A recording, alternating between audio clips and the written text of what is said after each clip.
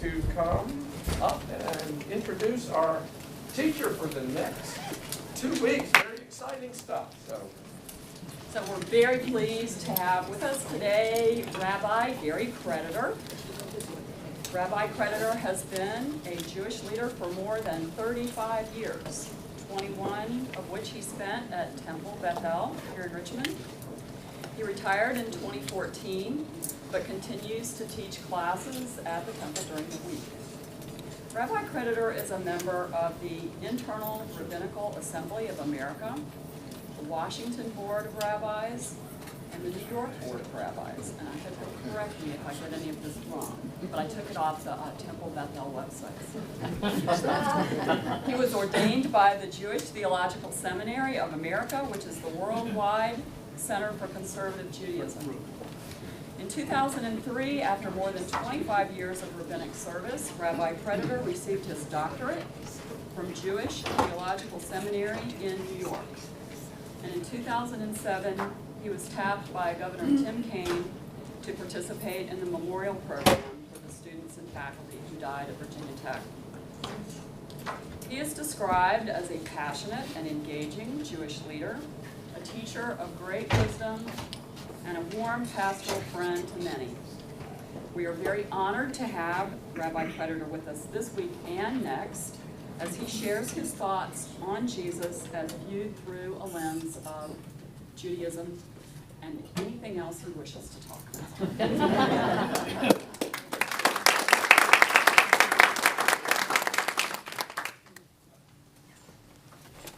First, I have to thank a dear friend, Rabbi Dr. Jack Spiro, for making the connection between your group and myself. And I thank Mary for being that conduit of connection and for the invitation to be able to teach here. I would like to just, mention, I don't know what's on the website, by the way. Well, now you do. Now you know. A long time. And when you mentioned Virginia Tech, something was on my mind. So I would like us to start with a moment of silence because I don't know about you, but I've heard the mother's scream that's been recorded, and having stood in many occasions, having to speak, having been participant in commemorations of 9/11. At one point, you run out of words, and sometimes silence is more eloquent than any words can be said. So I'd like to start us with a moment of silence.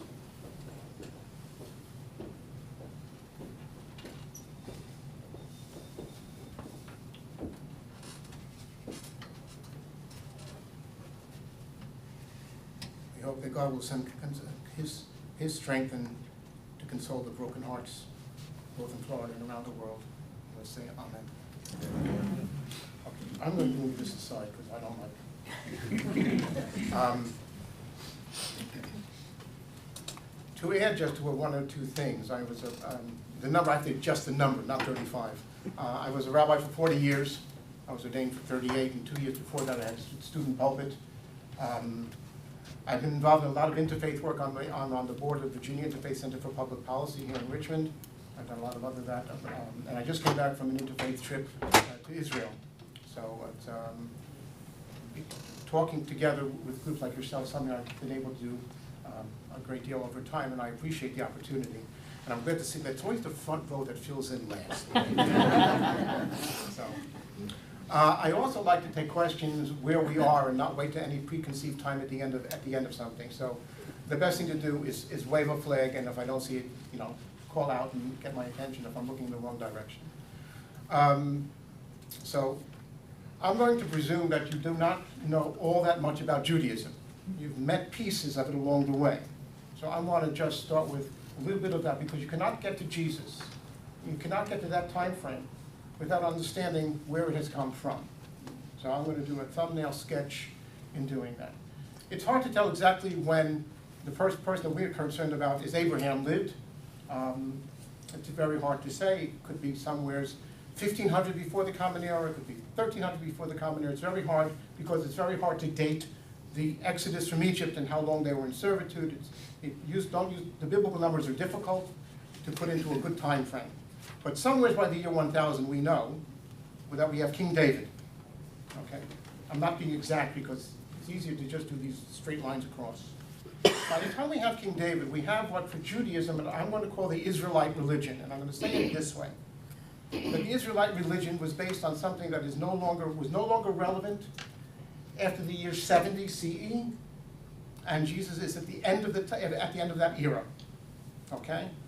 And that's going to be a motive of what you're going to call Jewish, but I'm calling Israelite worship and structure, which is biblical, but that's where it ended. Okay? So I'm going to ask you this. What was the main way of praying back in the Israelite times? What was the main thing they did? Sacrifices. And animal sacrifices. And accompanying animal sacrifices were what?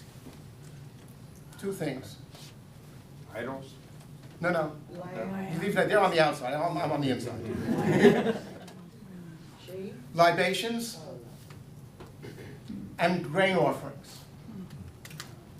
So when you go back into Leviticus, which we're not doing, but you go back there, you'll see those things that accompany the sacrifices. Where were they done? And the second place will be the temple. What was the first place? Moses. Wilderness. What? Tabernacle. So when Moses describes in Exodus to build the tabernacle, you get the first institutional place of Jewish worship. And in that tabernacle, there will be two altars. One will be a main large altar in the outer court for the animals, and there will be an incense altar on in the intersection.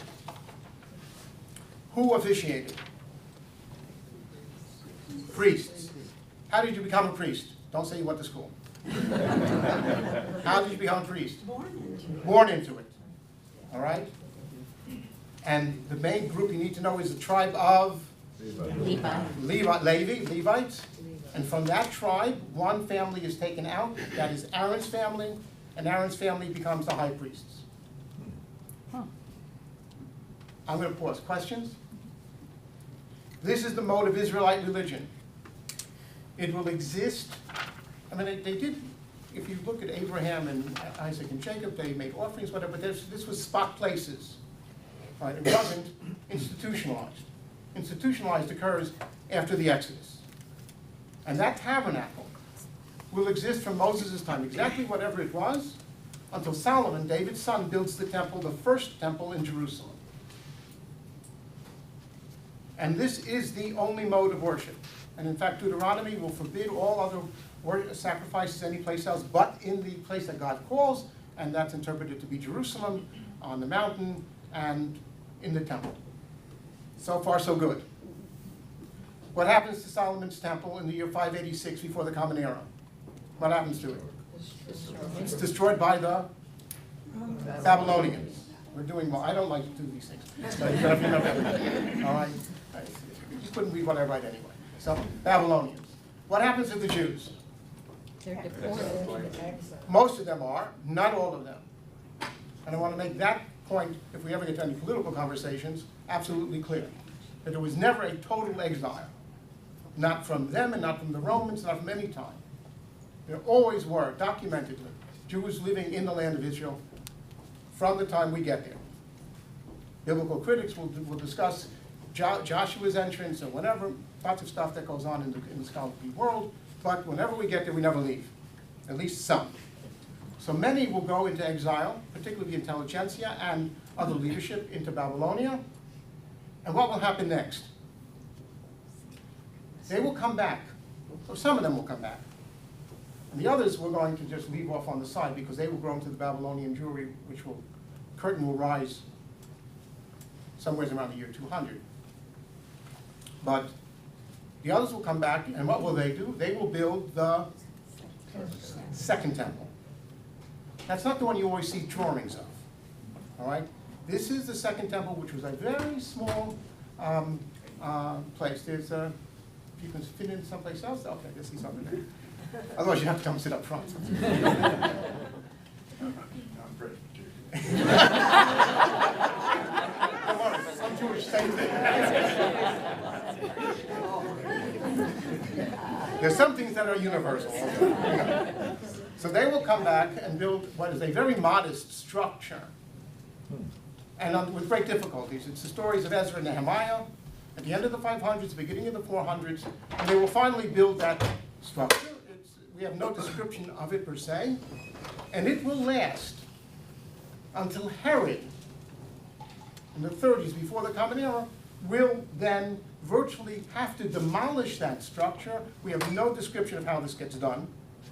But when you now see renderings of whatever Herod's temple looked like in the temple compound, when he built the walls around it, etc., that glorious whole thing was really only in existence for a short amount of time.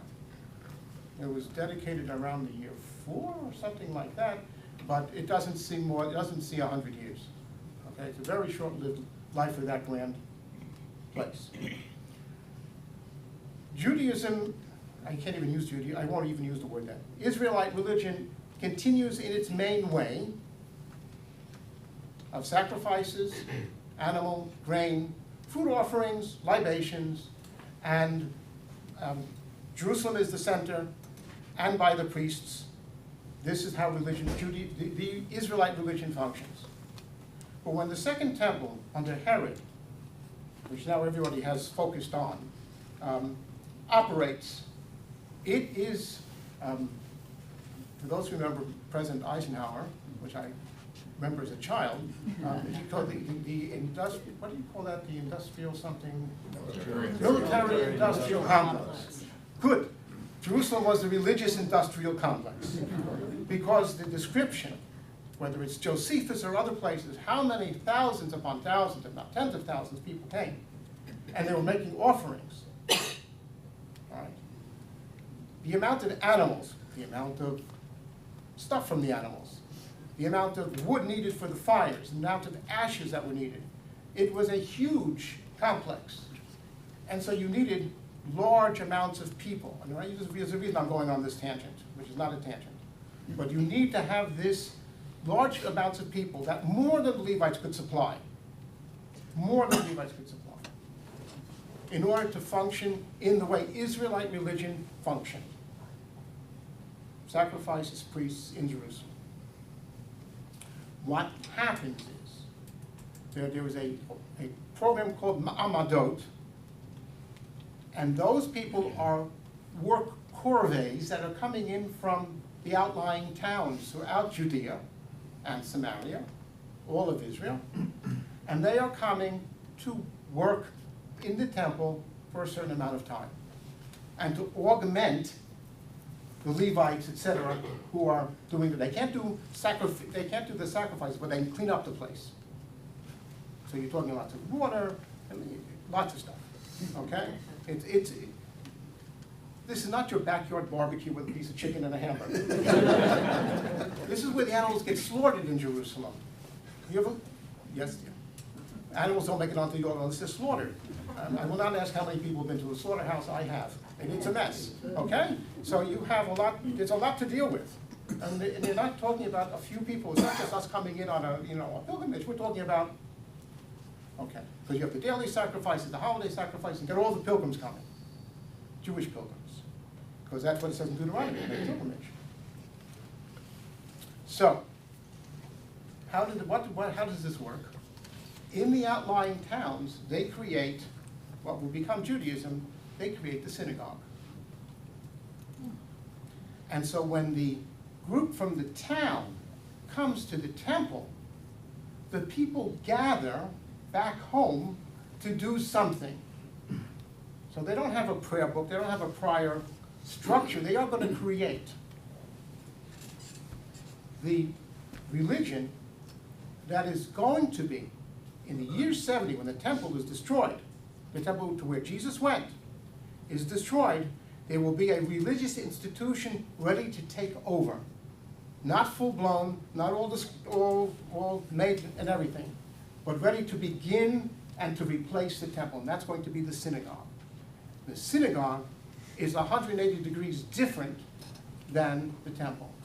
The temple had sacrifices, the synagogue has, worship is a good word, but I want another word besides worship. Worship's good, but what do I want? Liturgy, prayers. Okay? The temple was done by the Levites, the synagogue was done by Anybody.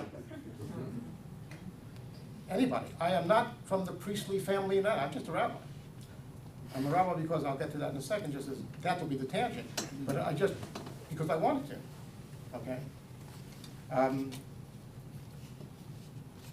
In the temple, they did not read scripture. In the center of the synagogue became, eventually, the reading of scripture, the reading of Torah.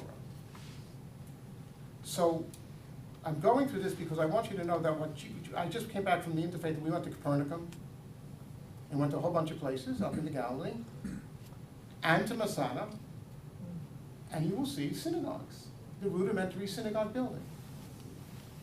And Jesus went there. So Jesus, as a Jew, lived in this period of time where the synagogue has now begun taking a more definite place in the structure of the Jewish people. And when this temple is destroyed, the synagogue will replace it, and now Judaism will be born. So if I can work on your minds and say, this was the Israelite religion. From Moses to the end of the Second Temple was the mode of worship we've described, and then comes Judaism, which will develop from it and continue onwards. Let me pause and ask if there are any questions to what I've just done. Yes? Okay, I would have thought that in the Jerusalem would have been the people who could read, and the people out in the towns that you say established the synagogues would not have been the readers. But it looks like the synagogue became the place where you used liturgy and... I would say that the, let me fine tune just a drop. Okay, Literacy was more widespread, okay, so thinking that where it would or wouldn't. Probably in the temple, the only liturgy they used was Psalms, okay? So here's a trick question. How many steps were there in Herod's temple? And how many Psalms, same answer, how many Psalms are called the Psalms of Ascents? Now we know who went to school. How many Psalms are Psalms of Ascents? Don't pick out the book fast, don't do that. The answer is 15. And supposedly they read one Psalm of Ascent for every step they went up on in one of the pageants. So they used Psalms, but there was no structure of liturgy. As you come to a synagogue, it doesn't matter which synagogue you go to, but you will see a structure of liturgy. That structure is going to reflect a very long tradition and long development, so that that did not happen in that way in the temple. Other questions? Okay. Simple question. Sacrifice, were they eaten or were they just given up? And all these animals going to their burnt death, what happens to them? It depended why they were brought, okay? There was the olah, which was entirely consumed on the altar. Every sacrifice had some pieces that were not disposed of. Otherwise, the olah was totally consumed as a total recognition of God's majesty and God's presence. You had others that were voluntary sacrifices given for thanks. In that regards, some would be consumed, some would be eaten by the priest, some would be eaten by the person who brought the sacrifice. You have sacrifices for atonement of sin. Again, depending on exactly which sacrifice it was, they would be handled differently. So some were entirely consumed, and others were, you had a daily sacrifice morning and afternoon, which were both olah, and they were both entirely consumed. Go up is olah, and the smoke of the sacrifice entirely went up. So, to me, growing up, in our period of time, the thought that you would bring an animal in and drain out its blood, carve it open, take out the entrails and this, that, and the other, and dispose of them or burn them separately, and think this is how I pray to God, well, I'm a little more civilized, I think, than that. But be it as it may, if you read the Bible, this is how it was. All right? So the Bible doesn't talk about the synagogue. All right? That's not in the Bible. If you want to be biblical, you need to get an animal pen in the backyard and a lot of wood, and that's how it's done. But Judaism is the only religion from the ancient world that was based on a shrine with sacred people who were the only officiants, and with animal sacrifices, with libations and grain offerings that has survived the ancient world. All others have disappeared. Only Judaism transformed itself from one mode to another. And I want to emphasize this because this period of Jesus' life was a very, very turbulent era in Jewish history. Okay? I have a lot of work to do to fill in the blanks here. But I want to just make that big arcing declaration. It was very, very turbulent. And it was not uniform. It was fragmented across a wide spectrum. And if you think, somebody made the conversation, I think it was Mary made the statement, the Presbyterians would give me a subject and we'll argue or discuss or whatever. Good, that's nothing of what went on in Jesus' time. Nothing, okay? The wide panorama that is there, we're going to try to delineate some of them, okay? And we'll see how far we get with it, but that's okay. I want to now, so I went with you from Abraham back here someplace. David we know for sure, and Solomon, we're talking in the 900s. He builds the temple, it's staged till 586, the Babylonians destroy it. Some Jews go to exile, many stay in the land of Israel. Exiles come back, Ezra and Nehemiah, the beginning of the 400s, they build the second temple. It's going to last until Herod, okay, builds the grand second temple. What happened between the 400s, which famous non-Jewish person of history enters this part of the world in that big slot of time? And you know a holiday that comes out of my story. Alexander. Alexander the Great. What does he bring? It's a very specific question. What does Alexander bring to the world that he conquers? Greek. Hellenism. Hellenism. That's the word I wanted. He brings Hellenism. Hellenism is really a fusing of the Greek and the local. So the Hellenism in one place is not the Hellenism in another place. All right? But it was a very, very powerful force. And Hellenism comes to the land of Israel with Alexander in the 300s. For Judaism, we usually call this the black hole of Jewish history. We don't have any sources really from this period of time that are Jewish. 1 second.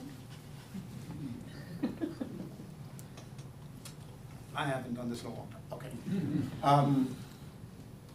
So we don't have a lot of sources in this period of time, so we have to rely on other sources. But Hellenism will come under, and now you have, again, I'm laying this out because it's part of the world that Jesus is going to live in. You have now the tension between being faithful to the faith and then getting engaged in something radically different. So if Greek games in the nude were their center stage, it was obviously 180 degrees from the Israelite religion of its time, and that's going to create quite a tension. Keeping of Jewish law, the laws of the Torah. Now, there's been development that we don't know of it. All of a sudden we will see it, but it's obviously there's been development with these Jewish laws, and obviously, whether it's eating non-kosher food, pigs, etc., you will have great tensions, and this tension is going to explode in the year 165 before the Common Era, and we have the holiday of Hanukkah. Hanukkah is a fight, first internally between the Jews who are faithful and those who are not, and then a fight against the Syrian Greeks, because one of the headquarters after Alexander's breakup with the empire is going to be in Damascus, and the Seleucid Empire, and so you're now going to have this fight in Judea, okay, with the Maccabees fighting against the Seleucids, and they will win partially. There will be a brief time when they conquer Jerusalem. That's the story of the menorah, yada, yada, yada. I'll leave that alone. And that's way off the beaten track. And eventually, they will fight them to a standstill, and there'll be the next major power to be brought in, and those are going to be the Romans. And they're going to come in, and they're going, because they don't like instability on that end of the Mediterranean, and basically the Maccabean Wars end when one of the last of the Maccabees says, my sons the Romans are here, and that's the end of that. So, and at this point, you're going to have many of the players are on the stage now for this period of time. You have a fragmented Jewish community. Jerusalem, the old temple is there, the new second will be built, but the temple is the temple in Jerusalem, and we've gone through how it functions. You have an internal mess, okay? This should ring. The king of Israel has to be a descendant of whom? David. Thank you, David. This is a little more difficult. What tribe did David come from? His family came from one of the 12 tribes. Judah. Of course. The high priest comes from what tribe? Levi. Well, you can't be the king if you come from Levi, and you can't be the high priest if you come from Judah. Never the twain shall meet. The Maccabees, who were priests, they came from the tribe of Levi, took over the kingship, which had to be Davidic. That was a mess. Okay? There was great, I'm not going to go through all the details, but there's great internal struggle, not the killings, not the messes, over this. It will lead to one person whose name is Herod, who will become king. He's not from any tribe, he's converted. His father was converted. Okay? The last of the Maccabean, Alexander Yanai, convert forcibly. It's the only episode in Jewish history where there's forced conversion. Converts the Idumeans, a wandering group in the Negev, and Herod's father, I think, is Antipater, if I'm not mistaken, but don't quote me. And Herod's his son, and Herod will become ruler in Judea. All of this upset is part of the political, if you think today's political scene is up there.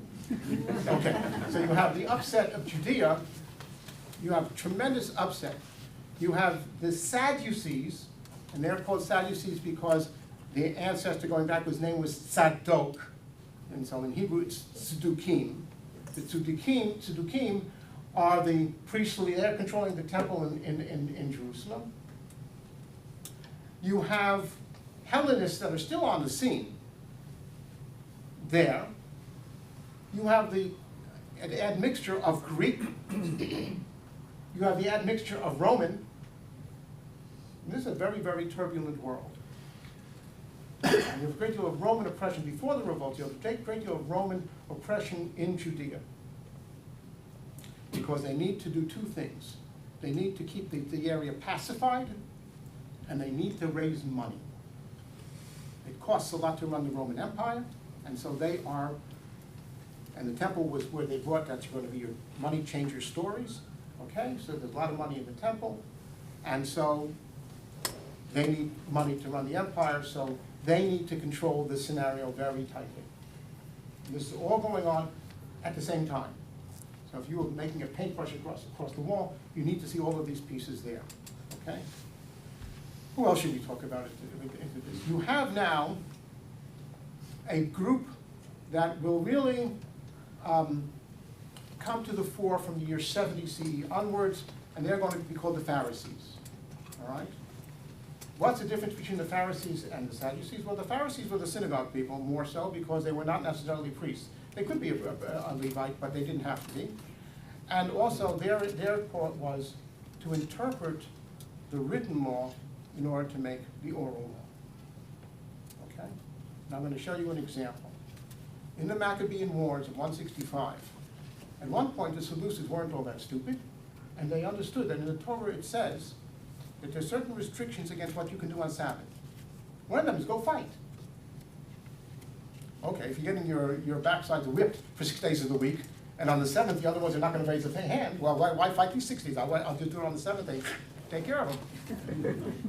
The first what we really see is the development, and it was certainly going on, but we just don't have evidence of it. Okay? We had no times, no posts, no internet. I mean, there's no way to record what was going on. So there's so much was happening that we don't know, but we see the evidence that it had to be. So we do have the first one. It says that in the Torah, it says that by the commandments, you should live by them. Deuteronomy, don't ask me chapter and verse. All right? You should live by them. And the first, what we have evidence of interpretation into an oral tradition is, and don't die by them. That's not what's written in Deuteronomy. That's the interpretation. Okay? So obviously, if you're going to live by the commandments, you shouldn't die by the commandments. That process, which was then used to justify the fighting on Sabbath against the Seleucids, is part of, we can see first evidence of the process of oral, development of oral tradition, which is going to become the Judaism that you meet, that I live. Okay? I don't offer sacrifices, I don't have a barbecue in my backyard, I don't, none of that. That's all dead, gone. When the temple was destroyed, it was gone. What they thought was going to happen will be another subject, but it was gone. And so the synagogue, the embryonic synagogues that Jesus visited in Capernaum and the other places of the Galilee, and was at Caesarea, and in Masada, and other places that sometimes they just all of a sudden discover in archaeology in Israel. That place is going to now take to be the center of Judaism and the development of an oral tradition. But the Pharisees are the people mentioned in New Testament and any place else, are those people who are going to be the main drivers of that tendency that will become Judaism today. Let me pause again and ask other questions.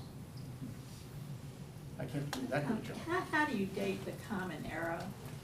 It's, in other words, instead of saying before Christ, I say BC. It's the same numbers. Same number. Just a different nomenclature. CE is Common Era, instead of saying AD. Right. But they're all the same numbers. It keeps us on the same, otherwise, if I use the Jewish calendar, being this year 5,777, just to be said, you know, that was, we wouldn't go any place. So far, so good? Question? Which books were in the Torah being studied at that time? Some were written, I believe, in the when they were sent out of Israel into Samaria and so on like this. Okay, I'm going to avoid saying what was done where. I will say that the canon, the Jewish canon, is still being argued somewhere in the 300s and 400s of the Common Era. Though it's pretty much closed, they're still arguing. Okay? So I will do the books of the Hebrew Bible in the following way. God help me. All right. There's 3 sections. I'll take another question before I do that one. Yes? So the second temple was destroyed. Herod built his own temple. Why isn't that called the third temple? That's a very good question. Nobody ever called it. It's not known that way. And the anticipation, which I want to get to at some juncture, whether it's this Sunday or next Sunday, of the third temple will be, you know, and that's the nomenclature. I have to use the nomenclature. He just, and there is no description. It really bugs me because I really would like to be able to say something intelligent, because I've been asked this before in my own curiosity. But there's no description of what Herod did. Because whatever it was they built in the 400s, whatever repairs they had to do, et cetera, which we know that in Kings this talks about repairs to that building, et cetera. How he dissolved it and how he built around it or whatever he did is not described. Josephus does not go into that kind of detail about that episode that I'm aware of, and I've never seen it written about, so I have no idea. Books of the Hebrew Bible. It's going to be broken up into 3 sections. The Torah, and again, this is the development of Judaism. So if you go to a synagogue today, really hypertexting all over the place, in the morning service, and for some Reform synagogues in Friday night, they were going to read from the Torah. The Torah is Genesis, Exodus, Leviticus, Numbers, and Deuteronomy. Those 5. And what became the tradition, my class on Tuesdays at the synagogue in Talmud is studying this now, is a tradition in the land of Israel to read those 5 books on a 3-year cycle, and the Jews of Babylonia read it on a one-year cycle. Whichever, and the one-year cycle predominated over time. That became, those books are read liturgically, ritually, beginning to end, in one fashion or another. That's just covering a lot of differences, every year, part of the service. There's before that, there's after that, this is the heart of the service. Then you have the next set of the books is called the prophetic section, but it's history as well. It's Joshua, Judges. We only had one Samuel. You split them, thank you very much. So we have 2 Samuels, and the same thing with the book of Kings. Those are all history books. Yes, there's a prophet or two hidden in there, but they're basically history. Then you have the major prophets of Isaiah. This is not in linear order, by the way. Jeremiah and Ezekiel. Jeremiah and Ezekiel overlap their lives, and Isaiah, for Jewish studies, there's at least 2, if not 3, if not 4 of them. Different prophets that are all in the one book of Isaiah. Clearly, there's Isaiah from the 700s, there's an Isaiah from much later, from the 500s. But they're all in the one book of Isaiah, 50 some odd chapters of it. And then you have, well, I'm not going to go through them, is the 12 minor prophets. I never get all of them, so I'm going to give up. All right? You know, Jonah, Micah, all of those guys. Okay. Now, those pieces from that section are used in conservative and Orthodox and some Reform as well, or many Reform. I really don't have a finger to say exactly, but are used for the second, what you would call the second scriptural lesson of the morning, if you read 2 scriptural lessons or so. We do the second, what's called the Haftorah. When if you ever go to a bar or bat mitzvah, that's the piece the child is chanting. It's from those books. In the prophetic section, I don't think there's a Haftorah from Kings. So every one of those books is somewhere used as a source piece for Haftorahs. The third part of the Hebrew Bible is called the Writings, and the first 3 are called the Wisdom Literature. They are Psalms, Proverbs, and Job. Psalms is obviously used liturgically in the services, at funerals, weddings, other life cycles. Proverbs is one piece used liturgically. A sweet ritual in Judaism is Friday night at the dinner table. The husband will chant to his wife from chapter 32, I think it is, to play the piece called Woman of Valor. And it's a very ancient Jewish tradition, and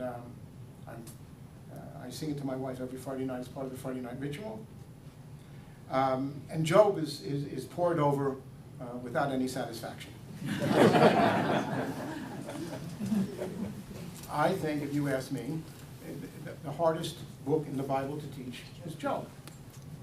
And the next hardest thing is to say, and the Lord said, okay, whatever that means in English or Hebrew, because for Judaism, if God doesn't have a mouth, we'll get to that part going on someplace, has no physical body, then how does God speak that I can hear, that I have an ear? How does it happen? That's a mystery of religion, but be it as it may, Job is probably the most difficult book to teach. The next part of the Hebrew Bible is called the 5 Scrolls, 5 Megillot, and they accompany 5 holidays. The first one is Song of Songs, which expresses love, and is attached to Passover, where God saved the Jewish people from Egypt because of his love for them. The next one is Ruth, because she converts to Judaism by accepting Torah. This is attached to the holiday of Shavuot, weeks, Pentecost, which is in June-ish time, which celebrates the giving of the Torah. Third one is Lamentations, which is the morning for the destruction of the temple, on the observance of Tisha B'Av in the summertime, the 9th of Av, the destruction of the temple. The fourth one is Ecclesiastes. I'm not sure there's a really good reason why it's attached to Sukkot, except that its attitude kind of coalesces with the fact of the death of nature for the season or whatever have you. And the last one, which is coming up in a week and a half, is the scroll of Esther, which celebrates the holiday of Purim. That's a group of 5. This is all in the writing section. And the last group, our history, is quasi-history: Daniel, Ezra, Nehemiah, and Chronicles. That's the Hebrew Bible. And Daniel, Ezra, Nehemiah, and Chronicles are never used liturgically. So So the 5 scrolls are, Psalms are, from Proverbs only that one chapter. That's it. That's the Hebrew Bible. We have to thank the Christian Bible for saving pieces that are Jewish, and probably some of them written in Hebrew, that became the Apocrypha, which we didn't save because there's a great argument, of what was to be holy and in the canon or not. And so this is recorded in the Talmud, even going on into the 300s of the Common Era. More questions, or I could go from there? Going? Yes? You might get to this tomorrow or later on, but since you have all the Jewish peoples are split up, I guess textually, but also geographically, do you already have this split between the different types of Judaism? So you have Orthodox, like I'm thinking today, you I'm have not going Orthodox. to, don't use today's nomenclature. Okay. That's going to come at, you have to say, long enough to get there, but 1800s is when you're going to use that nomenclature. Okay. Okay? It's just not relevant to be used before. Right. You have different types of splits. You all have walked this on the proverbial hill as 1 foot, I understand, but not so easy. You missed that, I guess I did, that illusion didn't go over. The person comes to Shammai, the two great teachers are Shammai and Hillel, and he says, teach me the whole Torah while standing on 1 foot. Shammai gets mad and sends him away. He comes to Hillel and says him the same thing. You know, teach me the whole Torah while you're standing on 1 foot. And Hillel says, love thy neighbor as thyself, and everything else is go learn. So, teach me on 1 foot. I'm not done throwing the mix, the panorama I'm creating for you of Jesus' time. We're not done, okay? Outside of, you have also a person we're just going to mention and leave him alone, is Josephus, who writes the histories. And he's a Roman stooge. He's Jewish, but he throws the Galilee over to the Romans in the war of 670, and he becomes a propagandist for the Romans. So he has a lot of good information, but you know, don't buy everything he writes. But he gives us information we wouldn't otherwise have. There's one other group of literature which really became evident from 1950 on, which is really important for this presentation. Anybody want to put their finger on what I'm referring to? Dead Sea Scrolls. Okay. Because the panorama of Jews, I'll use that language for the moment, Judeans would be a better word. 1 second.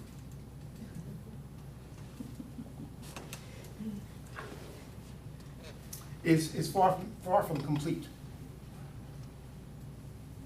It was clear in this very turbulent period of Jesus' lifetime, before him and after him, because the revolts are going to come after him, but very much that's part of what he lived through, and to understand what was going on for his life, and thus the life of the Jewish people, you have to see all these pieces. You had, I don't know if how much the Pharisees had place in the scheme of things at the time, but you had people who were deeply upset with what was going on in Jerusalem. And so they left Jerusalem and they went to a place not only, but known as Qumran. And how many people have been to Israel? Anybody been to Qumran? Okay. It's really lonely out there. It's quiet. In the summertime, it's very hot. But it's, just imagine, you're looking at a map, you're going from Jerusalem due east to Jericho, and when you get down to Jericho, you're going to make a right-hand turn and come along the top of the Dead Sea. And when you go just a little bit, you're going to look up to the cliffs. That's Qumran, right over there. Very quiet. Great for meditation and whatever. And people from Jerusalem, some call them the Essenes. That's not necessarily a good use of that title. Not necessarily that's who they were. They came there, created their communities, some at great variance from the temple community or variance from what the Pharisees were even trying to create, and wrote their literature there, which was really part and parcel of the Jewish spectrum.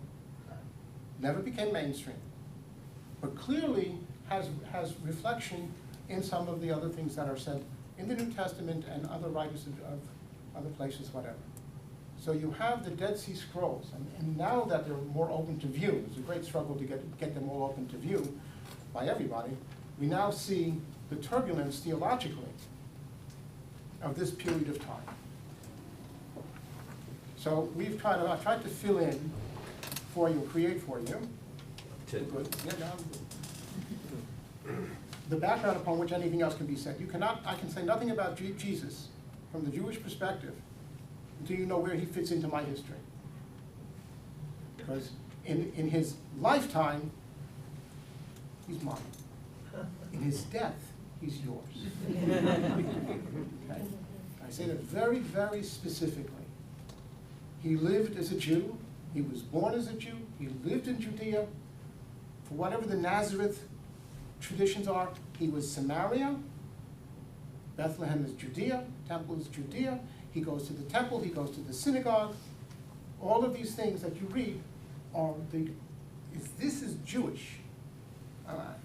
It's a turning point when there's a synagogue and there's a temple, and there's all these groups that are at loggerheads, living cheek to jowl, under Roman control, and nobody's happy. Okay? This is that era. For Jewish history, I'm just going to try to do this much more. For Jewish history, Jesus doesn't appear. He is part of this world. He will die, and there will be no further ripple within Jewish history at this moment.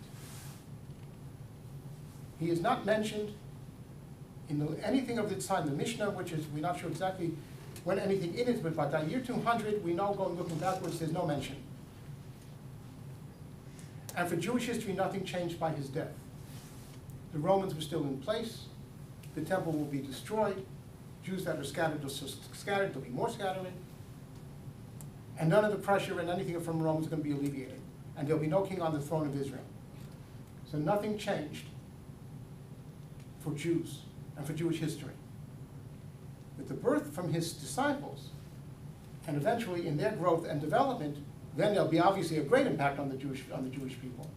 But that does not happen in his lifetime for the Jewish people of Judea, Samaria, and doesn't change anything else that's going on. He will die, and everything that I've told you it stays in place. The embryonic synagogue is growing, the temple is still existing, all of the pieces of making the religious industrial complex function is functioning. The Romans are increasing their pressures.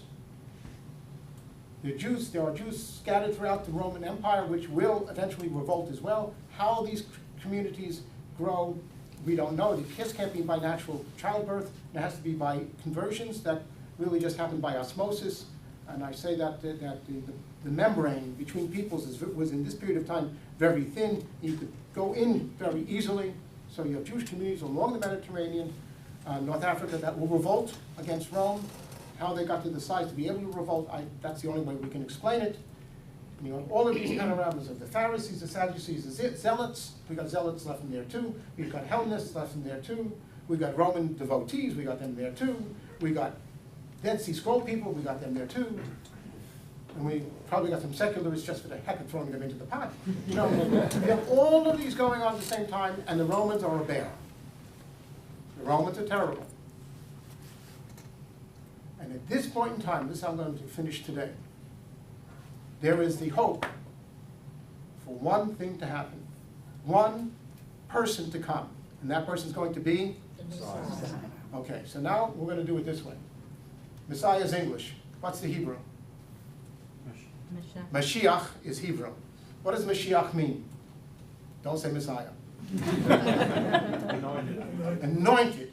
And we read in Samuel, again, no chapter and verse, please, that when, I don't remember if it's Saul, but for David I know for sure, is the story of David they make a mixture of oil with spices, and they pour it over him to anoint him. Because oil was used in the temple, was in the tabernacle. Oil is special liquid. Okay? So oil was used to pour. Limshoch, Mashiach, is one who is poured upon, the anointed one, anointed human being king. Not divine, not supernatural, human. And so the hope at this moment, in Jesus' lifetime, in the lifetime of the Jewish people under Roman control and persecution to some degree, all right, is that the king, a living king of Israel, will come and throw off the Roman yoke. That is the tinderbox that exists, and the flame will then be ignited in the year 66 of the Common Era, and the first revolt against the Romans. It will fail. 7 years later, it will fail. The temple will be destroyed. Jews will be brought into exile to Rome and elsewhere. The Jewish community will not be destroyed. It will continue to exist. And I'm closing with where we need to get to. 132 of the Common Era is another revolt, the second Jewish revolt against Rome. Anybody know the name associated with that revolt? Bar Kokhba. Okay? But he was nicknamed Bar Koziba, son of the star, because he was seen as messianic. He didn't claim himself, but he was seen as Messiah, ish. Because his war was to defeat the Romans. Because that was the ultimate, there was not a theological overlay to this. This was really simple. Defeat the Romans, gain Jewish independence, bring back the Jews that were forcibly exiled, and eureka, we got it. Period. There was no larger, in the core piece, theological overlay. Say his name one more time. Bar, first word, Kokhba, Kochba. And his nickname was Bar, B-A-R is the first name, son means son of, Koziba, Koziba. And he was certainly seen in a messianic role. And we know this because one of the early rabbis, his name is Rabbi Akiva, gave him this good housekeeping seal of approval, to be seen in that light. So that we know that the issue of Messiah was, in its essence, a human issue for a king of Israel to throw off the yoke of the oppressor, restore the Davidic line. All of these things should be echoing someplace in your background. And then gather a gathering of the exiles and live in peace. And because none of that happened for the Jews of Judea, with the existence of Jesus, he was not accepted as Messiah. I'm not even doing the theological for the moment. I'm doing the essence. If you were living then, you were a Jew in Judea, and you heard anything, and nothing changed, he would be another one of many who was seen in the light of messianic-ish and failed, just like Bar Kokhba failed. Just like much later there'll be another person, Shabtai Tzvi, who will proclaim himself Messiah and fail. So for Jewish history, the Messiah has not yet come. It's something that is in our liturgy, hoping for it some time, whatever. And what we unite on is that we should all live in a world of peace, and not the one we live in today. Thank you very much.